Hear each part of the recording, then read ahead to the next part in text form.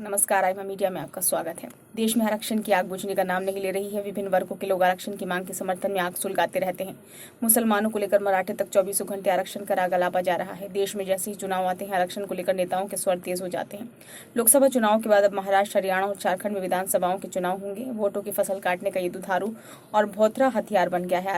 आरक्षण की गंगा में नहाने के लिए सभी लोग प्रयासरत हैं। लोकसभा चुनाव में मोदी की 400 पार के नारे के जवाब में विपक्ष ने इसे आरक्षण से जोड़कर वोटों की फसल काटने में कामयाबी हासिल कर ली है। आरक्षण के लिए डॉक्टर भीमराव अंबेडकर ने सबसे पहले दलितों के लिए आवाज उठाई और उनके हक की लड़ाई लड़ी तथा उनके लिए कानून बनाने की मांग भी की। संविधान निर्माताओं ने दलितों, पिछड़ों को समाज में बराबरी का दर्जा देने की मंशा से आरक्षण लागू किया था, मगर संविधान की भावना पर सियासत भारी पड़ गई।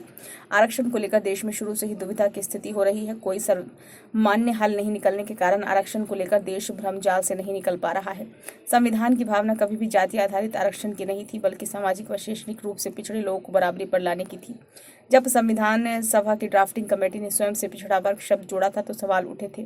उस समय डॉक्टर अंबेडकर ने सदस्यों को ये कहकर संतुष्ट कर दिया था कि भविष्य में सरकार के विविधाधिकार पर छोड़ दिया जाना चाहिए।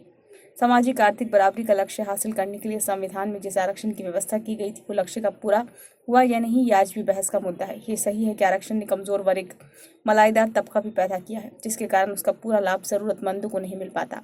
पर इसका मतलब ये साफ ये नहीं है कि आरक्षण की व्यवस्था ही खत्म कर दी जाए। दरअसल आरक्षण में व्याप्त विसंगतियां राजनीतिक पार्टियों की सोच का नतीजा है, जिनके लिए आरक्षण अपनी सत्ता बचाए रखने का औजार है। हमारे देश में आरक्षण पर सियासत और दुष्प्रचार कब तक होता रहेगा, ये एक दिन ज्वलंत विषय है, जो अभी तक भी आम जनता की समझ से परे नजर आ रहा है। हाल ही में भारत के सर्वोच्च न्यायालय ने जो फैसला दिया है, उसे लेकर भी सियासी पार्टियां तल भ्रम फैला रही हैं। हालांकि सर्वोच्च न्यायालय ने पहले भी ये फैसला दिया था कि सरकारी नौकरी में प्रमोशन के अवसर पर आरक्षण देने के लिए बाध्यता नहीं है, मगर इससे फैसले की आड़ में दुष्प्रचार किया जा रहा है कि सर्वोच्च न्यायालय आरक्षण को ही खत्म करने जा रहा है। न्यायालय के फैसले के साथ साथ ये भी प्रचारित किया जा रहा है कि केंद्र सरकार भी इसके लिए जिम्मेदार है। अनेक प्रमुख राजनेता व सियासी पार्टियां न्यायालय की इस फैसले का 3 तलाक धारा 370 तथा नागरिक संशोधन कानून से जोड़ रही है।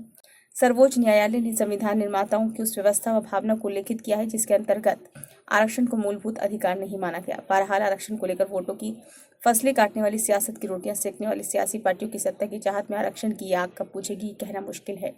ये वीडियो आपको कैसा लगा? अच्छा लगा हो तो लाइक करें, कमेंट बॉक्स में सुझाव दें। चैनल को सब्सक्राइब नहीं किया है तो प्लीज़ कर दें।